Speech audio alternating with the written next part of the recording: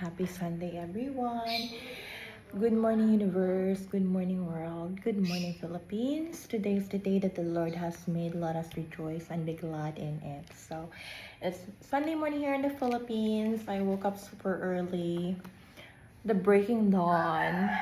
The sky was still dark, and I can feel the chilliness in the air. The crispiness of the coldness of the morning breeze early this morning. It woke me up that I had to grab a blanket, but it does feel good.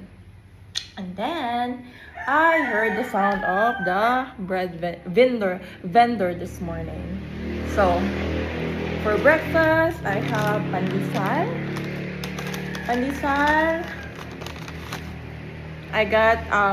I bought it for 20 pesos. I had 4 pieces already. So it's 5 pesos each.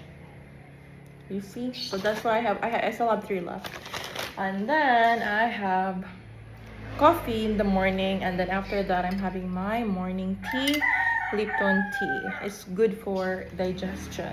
If you're feeling bloated, you feel like you're about to get your monthly period, I suggest drinking this to give you that comfort. Instead of buying comfort food such as ice cream or junk food, it's better to consume something healthy, because before I used to consume a lot of unhealthy food. I've gotten used to, especially if I'm about to get my period. When I'm having my PMS or my premenstrual syndrome, I would, comfort myself with eating a lot of ice cream and chips. And when you take too much junk food, it makes you feel bloated, and it's making your body inflame.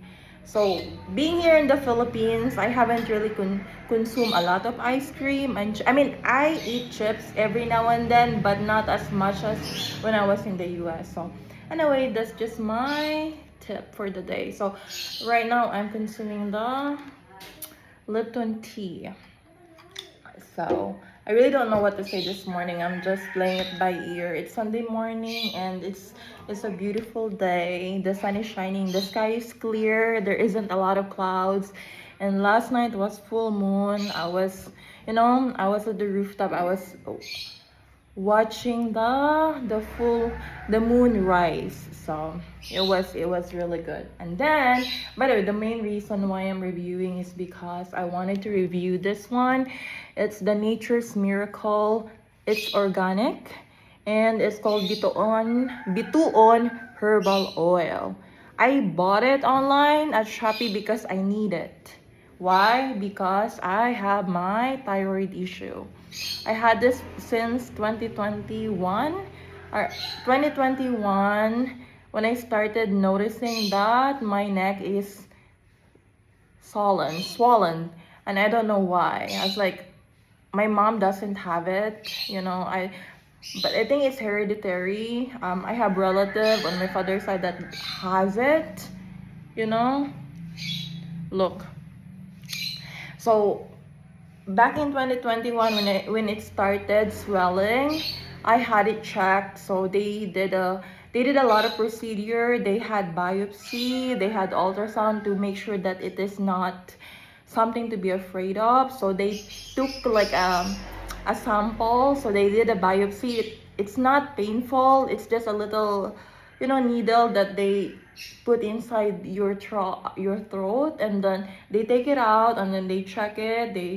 And they give me the result that it is not cancerous. So after that, they scheduled an appointment, and then we had an RFA. So they had to suck the fluid. My thought process originally, I thought it's like, because whenever you see something online, like whenever you see goiter, my first impression, I thought it's like tissues, mga laman-laman, yun yung na-imagine ko sa isip ko. But when I had the first procedure, they took it out, and they only have like fluid. It's blood with and then, what do you call this? It's the texture is very thick. So the blood is dark. It's dark. It's dark red. It's almost maroon. But that's about it. The procedure is very easy, very straightforward. It's RFA. Didn't even put me out. I was just laying there, and then they took a a needle, and then they took it out, and then I said, and I asked them. It was actually in Florida. I asked them, do I have to rest and everything? And they said, no, you can do whatever you're doing. There is no restriction. You can go back to work. You can eat as if nothing happened. It's a very simple process and procedure. And then, but the thing that I didn't get from them, I wasn't advised of what would I do to keep it healthy. They didn't tell me they didn't tell me what to do. They didn't tell me what to eat and what not to eat. But the good news is it was taken out. I was like, okay, I'm glad that I don't have that bump anymore on my neck. So 2021, then 2022, then 2023, when I started noticing that it's coming back. I think it started coming back around spring or summer of 2023. No, that wasn't 2023. That was 2024, I mean. So 2021, 2022, 2023, and then 2024 again when I started coming back. So it came back in 2024 around spring or summer. The bump isn't that big. It's probably a little bit bigger than this, like this. I'm gonna put a close-up video of my neck because I'm planning to record my thyroid journey. Yeah, there you go. Yeah. So what I did consult my doctor again, Dr. Carey. Because I always have my yearly check and everything, but this time in 2024 it started swelling. As I got word, I told her that it's coming back again. I had the procedure back in Florida. I don't know why it's coming back, and she said that it's normal. There's different option to permanently take it out. It's either you have to do a surgery which will remove half of your thyroid, or just do the RFA again, and iodine, blah blah blah. And I was like, I'll think about the surgery, just because I don't want to take even half of my thyroid, because it has something to do with your immune system, your metabolism, and all that kind of stuff. So I thought about it, so I decided to just move forward with the RFA again. So it was June last year that I had the appointment at Regents Hospital. So Dr. Carey is my doctor at Health Partner.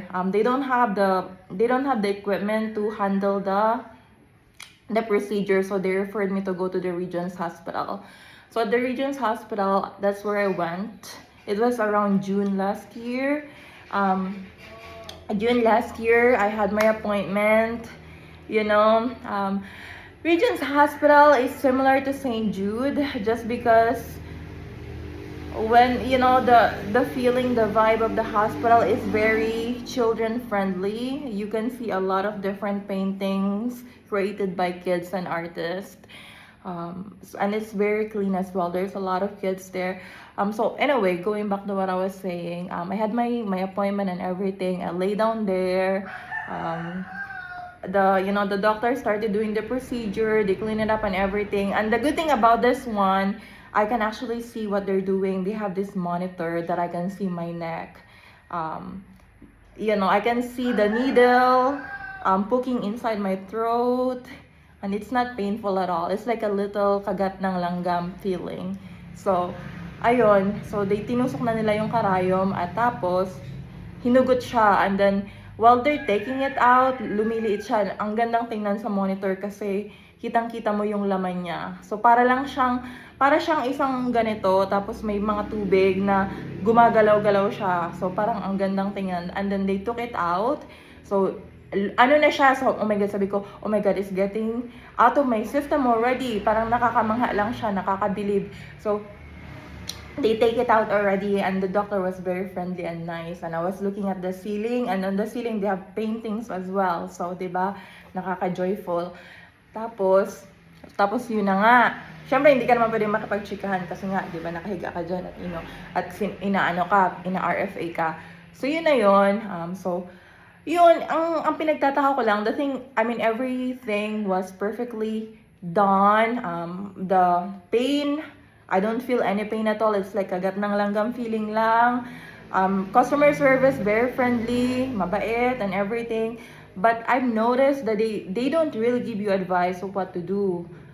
They don't give you like a little reminder of, maybe you should take this to keep and maintain your thyroid healthy. I haven't gotten that kind of advice from the surgeon. Maybe that's not their job. Maybe I should have consulted my doctor again and asked a follow-up question. I thought it was just being handed to me voluntarily.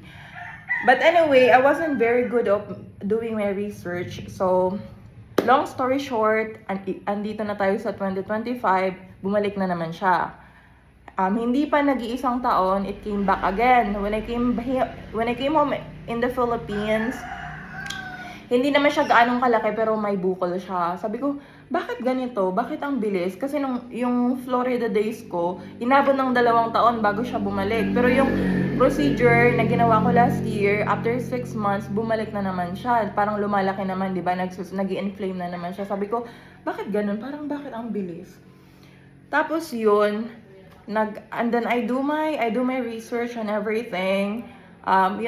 Keeping a healthy diet, exercise, stretches, morning yoga.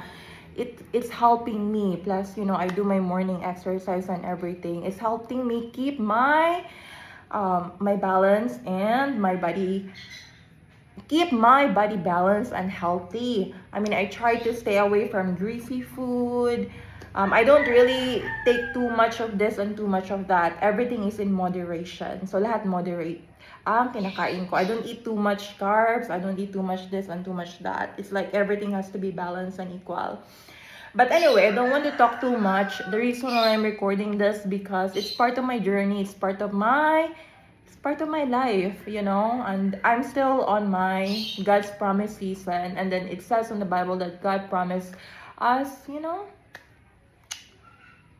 a beautiful life. Hindi ko alam kung anong chapter or verse yan, but I know it's there. But anyway, at kasama na sa magandang buhay ang magandang katawan at magandang kalusugan. Anyway, andito nga tayo. So ito yung binili ko. Binili ko to sa Shopee. Mura lang, nasa 130 plus. 130 plus, may mga buy one get one din. Pero ito yung isa lang. Ano siya? Nature's Miracle Organic. Nakita ko siya finiture sa KMJS, sa Kapuso mo dyan sa Kasoho. Sabi ko, tingnan nga natin anong nakalagay dito. So, bituon fruit seed. May nakikitang bunga at halaman nito. Hindi dito sa amin sa Bicol, pero I think somewhere in Mindanao or Mindanao and Visaya, I think. I don't know if we have this in Bicol. But anyway, ito yung itsura niya, Green siya na halaman. It's also poisonous. The fruit, manood na lang kayo ng KMJS para maintindihan nyo. So, ito na nga yun. Nature's Miracle, the Organic. And then, yung ginawa dito para maging oil siya, yung seed niya, yung buto niya, siguro giniling, prinases, tapos nilagyan ng virgin coconut oil. Tapos pinaghalo-halo siya. Tapos, yung amoy niya, may amoy siya na parang mint. Parang salumpas smell. Ganun yung amoy niya. Parang may mint. Parang salumpas yung amoy niya. Ito yung kulay niya, May pagka-yellow. Tapos pag nilagay mo sa kamay mo, yung texture niya, oily siya. So, oily, ganyan. Nagpahid na ako kaninang umaga, but I'm gonna put again. You should put it 3 times a day. So, binili ko siya kahapon. And then, the first time that I applied it was last night. And you know what? Nag-ano talaga siya. Medyo lumay talaga siya. I don't know if it's just my mind tricking me, but alam mo yung mga placebo na sometimes, we have to trick our mind to think that you are healed already. So, hindi naman, but I think this truly has benefit. Basahin ko nga. So, nakalagay dito, Nature's Miracle. Kasi di ba dito, lalo na dito sa Pilipinas, maraming mga tao at mamamayan dito na hindi nila afford ang pagpapa-ospital. Karamihan sa atin, aminin man natin o hindi, marami pa rin ang pumupunta sa mga you know, sa mga hilot, mga albularyo, which effective naman kasi lumaki din ako sa mga ganyan. Lumaki din ako sa mga, you know, faith healer and everything. But anyway, I'm talking about medicine, hospital. Dito, hindi lahat ng tao afford ang pumunta ng ospital. Kasi hindi pa din, lalo na dito sa aming bayan, hindi pa masyadong highly sophisticated when it comes to equipment and laboratory. In fact, I went to our local hospital there to have it checked. Madaming libre. They have a lot of, you know, free benefits such as free x-ray, free ECG, blood tests, and everything. But they don't have that equipment yet to do the ultrasound and different blood tests that they are requiring. So that's what we're missing here, and that's what we need. And if you're watching and you would love to support our local hospital, please do, because we need it. Thank you. Anyway, going back to this. So the benefit of this Bituon herbal oil, it says, according to the disclosure on the label, it says that Bituon herbal oil can help people with goiter. So this one I have goiter, cyst, rheumatism, tumor, myoma, los or hernia, hemorrhoids, lumps, hypothyroidism and hyperthyroidism. Yan, yung may pagkakaiba yung hypo tsaka yung hyper. I think yung hyper, yung malakas yung metabolism mo, it will affect your weight. Minsan may mga babaeng may thyroid issue na mabilis lumaki dahil hindi nila alam kung mayroon silang hypo or hyperthyroidism. It's very important to know because knowledge is power. When you know, then you will also know the solution on how to take care of your body and your health. So ito, itatry ko muna siya. Mura lang, 130 plus. Isang araw pa lang, may nakita na talaga akong pagbabago. Hindi ko alam kung niloloko lang ako ng isip ko, but I really feel like there's a difference and change. I'm still going to have an ultrasound to see how big it is already kasi ayoko nang paabutin ng siyam-siyam bago pa ako kumilos. So I'm making an action now. So ito siya. So let's see how it works even after a week or 2 weeks and see if it's working or not. But overall, yung amoy niya, check. Consistency, check. Affordability, check. Delivery, shipping, check. So, and it's sponsored by my mom. Hindi ako ang nagbayad. Anyway, thank you. Tawag dito. But anyway, I'm just gonna see and try if it's working. And it also says 100% pure organic. And this is also FDA approved. Let's see. It is FDA approved. So you don't have to worry. You don't have to worry about what you are applying to your body because this is Food and Drug approved. Right? Is it Food and Drug FDA? Yeah. So FDA approved. Alright, so that's about it. It's a quiet morning here in the Philippines. I'm still doing my morning devotion, journaling. I don't do it consistently as much as I do before. I don't do it every day anymore. Now it's Sunday. Today's the day that the Lord has made. I will rejoice and be glad in it. So I decided to record my morning and let you know that today is another beautiful day to be grateful. So anong pagkain natin ngayon? Pagkain spiritual. We have the word from Proverbs chapter 18 verse 16. It says, "A man's gift makes room for him and brings him before great men." So dito sa example na to, they are talking about David and Goliath, like how courageous David to defeat Goliath. We all have giants in our lives. It could be financial giant. Maybe you are going through financial crisis, that you have a lot of debt over your head, that you can't sleep at night. Or maybe you have your health as your giant. Or maybe your family is your giant. We have a lot of giants in our lives that we have to conquer. And maybe you are your own giant. Maybe you are your own maybe your mind is your own enemy. So with that said, you know, there's a lot of way to defeat it by dwelling on the good news. And for me, you know, I don't claim to be perfect. There are times that I snap and lose my control, but you know, there's always a chance, there's always an opportunity to snap your finger and change the trajectory of your journey, of your path. So if you're going this direction and you feel like this direction isn't the right direction, then you can go to this route, or you can go to this route, or you can go back. Whatever flows your boat, right? But anyway, a word that I learned, and the word that I learned from this scripture, it says that, you know, God has put skills inside of you that you can slay the giants in your life. So marami tayong mga pamana, marami tayong mga regalo na binigay ng Diyos that we can use to defeat our giants. Marami tayong mga skills and qualification that can help us open new doors that can lead us to an abundant life. So example, every day that you spend growing, learning, and improving, you're getting prepared to a new level. Whatever level you're trying to get into, maybe it's a level of a career advancement, maybe you wanted to be promoted, maybe you're in between getting another job, maybe you don't know what you want to do.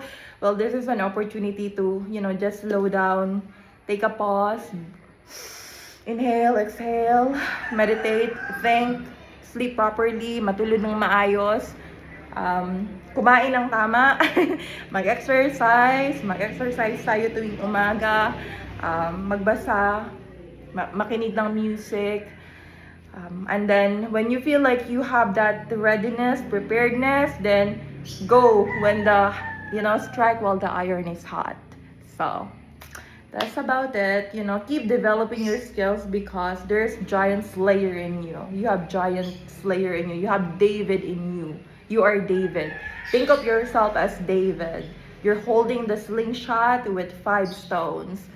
You know? Think about 5 stones kasi sa Bible nakalagay, David was holding a slingshot and only 5 stones and he defeated the giants. So ano yung mga 5 stones na meron ka? Magaling ka. O, diga, magaling ka, may takot ka sa Diyos. Ano pa? Basta, bahala ka na mag-isip. But whatever it is that you have, you know, make sure to nourish it. Do not nourish the weaknesses, but nourish your strength. And surely, you'll get there to where you want it to be. But always include Him in your journey. So, yun lang. That's what I wanted to share this morning. Have a beautiful day. And, you know, keep shining for Jesus. And smile. Because you don't know who's falling in love with your beautiful smile. Good morning again.